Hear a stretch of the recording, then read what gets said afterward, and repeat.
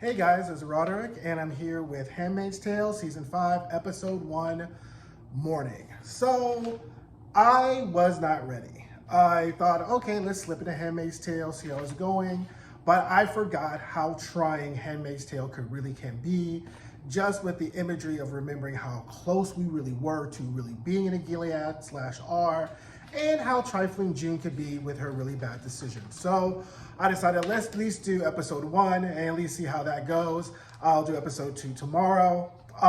So here we go. So we start off with June washing her hands, which I thought was a very good imagery of, the blood in June's hands compared to really the blood of Fred's hands. And I, was like, okay, fine. So June's washing the blood off her hands. All of a sudden, she decides to switch course. All of a sudden, Luke's like, where we're going. Morris like, what's going on? You're covered in blood. June's getting in the car. We don't know where June's going. June gets in the car, starts to drive. We cut to the next scene, and we see all her killer cohorts are at the diner. Juice and coffee. June still ain't washed her hands, mind you, but she's picking up pancakes and eating breakfast. So I was like, okay, fine. And as June's eating, we kind of see a kind of sense of relief. They're playing a Dolly Parton song in the background. And the thought is maybe she's getting back close to living. Okay, still ain't washed her hands, but I'm going to let that go. So then we get to the part where they tell Serena that Fred's dead. Opening shot, we see, Serena's doing yoga like she's in a fucking retreat. Serena's going to vex me this entire season because she just is the epitome of white woman privilege, of clueless white woman privilege. And the way she flaunts it is just literally incredible. So she's doing yoga, missing finger and all. They get ready to escort her. She's like, who are you? Where's Mr. Tulo? I'm like, bitch, you're in detention. Like, they don't have to answer any of your questions or tell them what you're doing. But anyway, they escort her. The nice little lady is like, oh, we have some bad news. We identified your husband's remains. So immediately, Serena starts to having a flashback of her and her husband dancing. And I'm like, what about your finger? What about all the times he took your voice away? But in classic case, Serena starts to cry, and they move her to the next detention center. And finally, June's eating dinner, finally she's done at the diner. She gets outside. One of the cohorts, the black one, which I've kind of felt some way about it. Why is the black one the gun runner? But okay. So they're like, oh, we have more guns. So she's like, oh, you think Nick can get us to see my mistress? And I'm like, oh, June, you don't slipped up and told him who your connect was?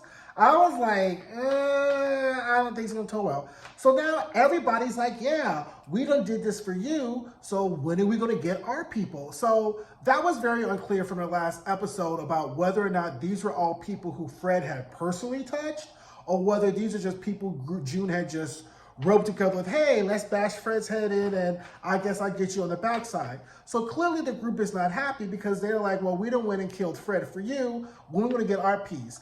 Now June is like, I don't know what you want me to do. Like, you can't go back into Gilead and go get your people. They're going to catch you. So then Asian Fish pops off and points a gun off at June. Now, what I can appreciate about June is that June, like most people, has these moments where she's like, bitch, I'm not the one. June clearly looked at Asian Fish, was like, you don't want no part of this. So you need to put, so then Asian Fish points her gun in the air, starts shooting, and June's like, oh, okay, everybody goes home.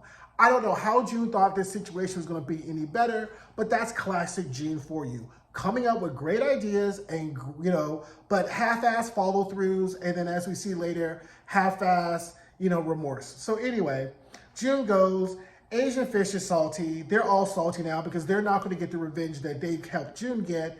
And I was like, and told them who your connect was. So I just don't see this being a very good, happy group. So then we get to Tulo, who clearly his only job at the CIA is to babysit Serena's selfish ass. So he brings her the wedding ring and says there was a severed finger. Then he gives her a picture with the little Latin phrase, as you recall, that was inscribed in the Waterford's closet during the first season. So Serena immediately figures out that it was June, which of course gives her the perfect stage for her to start her weeping and crying of how much of a horrible person June is and how she doesn't feel safe and how the Canadian government allowed Fred to be murdered. And I was like, you're lucky you're not in the same boat. The only reason you're not in the same literal boat as Fred is that you're pregnant. By Tulo, by the way, but that's a whole nother theory. I do believe that Tulo is the father of Serena's baby. So she starts one thing. Serena's just going to vex me because she just does the most all the time. So now we get back to Emily. So June, on her way home, decides she needs to see Emily. Now, as we know, the actress who portrays Emily on The Handmaid's Tale is not returning for this season. And I just want to pause and say, I really think shows really miss the opportunity to continue a character's arc when they decide when an actor decides not to continue portraying a character on a show, of just making that character disappear. I mean, you can think of a lot of shows you watch now where if one actor decides they don't want to return, that entire character is gone, and that character's arc is gone, and the arcs connected with that character is gone. I really do believe, I'm from the 80s where if a character, I mean, we went through what, 3 Miss Ellies in Dallas?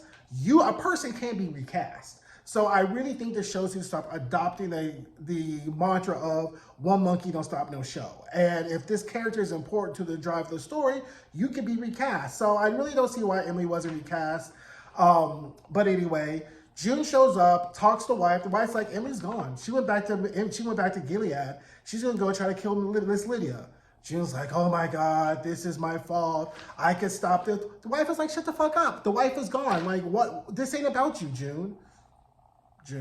So then she's like, this is my fault. And the wife is like, it does not really matter whose fault this is, June. She's gone. We had a happy time. We could just move forward.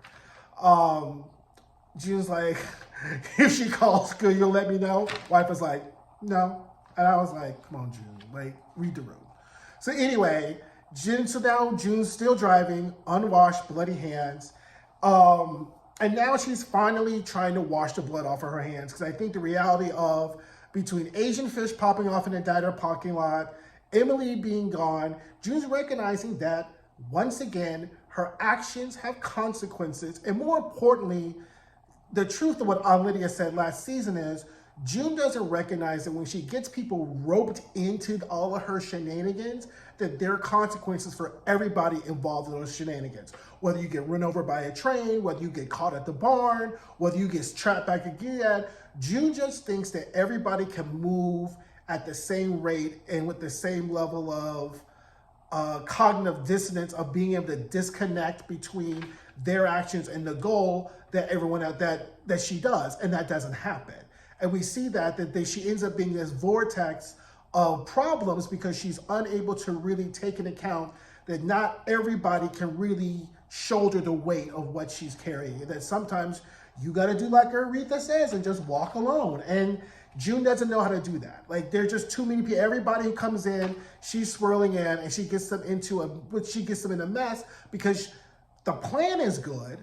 The execution is good. She just doesn't know how to 10 toes down that landing, such that if we're going to kill Fred, we don't kill Fred. Let's have the breakfast. No Asian fish. We're not going to kill your people. No, my connect isn't going to start killing people in Gilead. So sorry. Give you a gift card and move on with your life.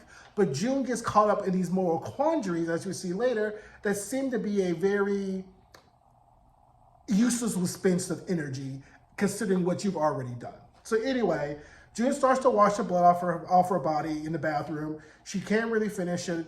Then she ends up off at the beach, and now we remember what our driving plot or objective for June has been these past 5 seasons, is to reunite with Hannah, and she's remembering Hannah at the beach, which I think was the writer's intent of kind of like, that's her grounding force, is already remembering Hannah, getting Hannah back, reuniting with Hannah. So anyway, Luke finally finds June. The way this scene is shot, you don't know where she is.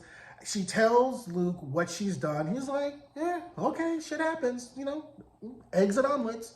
And June just can't let it go. So we find out when she stands up and we see the larger frame of the shot, we see that June is at the police station and she yells out, I killed Fred Waterford, and she confesses to the murder. And I was like, if this is not the most selfish, ridiculous thing I've ever seen. Okay, you just got done weeping at the beach because you can't see Hannah. You have a whole ass baby at home, your supposedly new ass husband, and you in Canada, but you're gonna confess to a murder? What does that solve, June? How does that move you closer to your goal, June? How does that help all the people who died and been hurt because of your bullshit, June? This does not do that, June. So that's why I'm just like, oh, here we go. So she's sitting in front of the prosecutor, which, you know, I always call that shot the Joan Crawford "Don't Fuck With Me" shot, with kind of like the very long table that very much kind of, if you're looking at the frame, it very much kind of like gives you that very close up with that great lighting.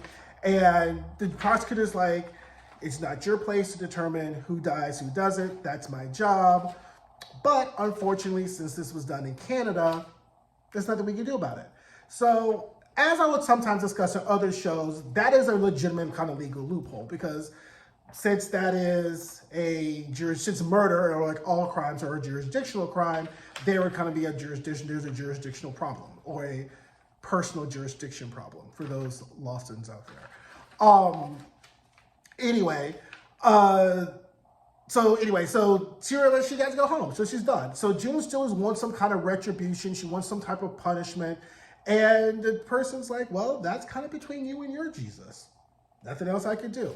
So that's how we get, so that's really the nice way they package June not being arrested for murder for Fred's murder.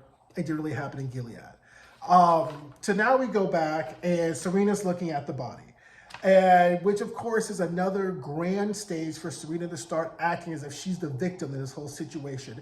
As if gypsies came and made June Osborne decide to kill her husband and all, you know, and like I said, Serena's just gonna vex me till this whole series is done, because it just really is triggering as to how people can believe that they can do a whole series of bad acts to a person.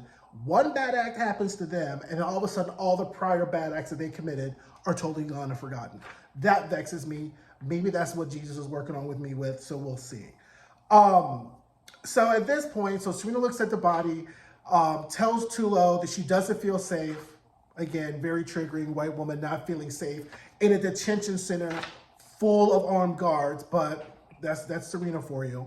Serena leaves the detention center, and then immediately we see a vigil, and I was like, okay, this is interesting. Maybe Tulo was telling a romantic interlude or something. Child, it's these Gilead sympathizers. Blessed be, we're with you, it's Serena. And that's all Serena needs, is a potential for an audience. Let's not forget who we're dealing with here. The reason Gilead exists is because Serena, during her book tour where she was the demoralizing women for the low birth rates because they weren't doing their godly duties, you know, got shot and then became the architect of Gilead. So that has always been my biggest problem with this show, is that somehow Serena gets off scot-free for the blame and Fred is villainized, as he should be, but Serena kind of gets off as if she was this unwitting co-conspirator, as if she was not legitimately the architect of what Gilead is by its ideology and its philosophy. So, excuse me, that's really kind of always been my biggest problem, how she can muster up tears and get people to really side with her and help her when you are literally just as evil as Fred is. So down we see, so then she informs Tulo, doesn't ask, informs Tulo, because, you know, that's what people who are in detention do, that she's going home to bury her husband. So most people say, here comes this bitch. So she's going to put on, Serena's about to put on a stunt for all stunts. We're talking about big black veil, the whole shenanigans, pregnant at all, to do a full-ass stunt back in Gilead. And I'll be here for it if it's shot good. But, you know, Serena's just going to work my nerves, and she's going to need me like a drink. So Luke and Moira now return home. And immediately I have to say, this season, I'm going to need Moira to find her some type of business, because her business is not going to be just playing like the black lesbian Jiminy Cricket to June. Because guess what? It's not working. June does not listen to you. June is not paying any attention to you. So I'm going to need Moira's storyline to either be integral to our primary storyline, that's June getting Hannah back, or her being involved in something else, because she needs to find some business of her own, because being the black Jiminy Cricket is not really working for Mora. So anyway, Mora comes in and she sees June, and she's like, oh, I'm scared. She's like, oh, I'm scared of you. I'm about to go bathe the baby. Well, that's okay. I can do it. I don't really feel safe with you bathing Nicole right now. Pause. Bitch, you in my house with my baby. Like, who says what you feel comfortable with it really matters? But whatever. We need something for Mora to do. Let's go watch the baby. So, which gives us our ending scene of Luke, Moira, and June all bathing the baby, and finally June getting her center back and bathing the child, and everyone's kind of happy with it. So that was our first episode for season 5. I think it did a really good job of setting the tone for this season. This episode was directed by Elizabeth Moss. She did a really good job. For those of y'all who don't know, acting and directing in the same scene or movies that you're doing is entirely difficult. It's exceptionally difficult because whereas if you're the director, you can look and edit and see, but when you're in the scenes that you're actually directing, you really have to have a lot of confidence in your cast and crew that the performances are really hitting it, because you can't go back, do the scene, come back, watch the scene, and then go back and retake the scene. So you really just kind of have to have confidence that your performances and your cast and crew will tell you when you hit it, when you don't. I hats off to anyone who is or does also acts and directs in the same vehicles that they do, because that is exceptionally hard. So anyway, that is season 2. That is episode 5. Sorry, that is season 5. Episode 1, Money, Handmaid's Tale. I'll have episode 2 out tomorrow. And also, don't forget to like and subscribe. Thanks, guys.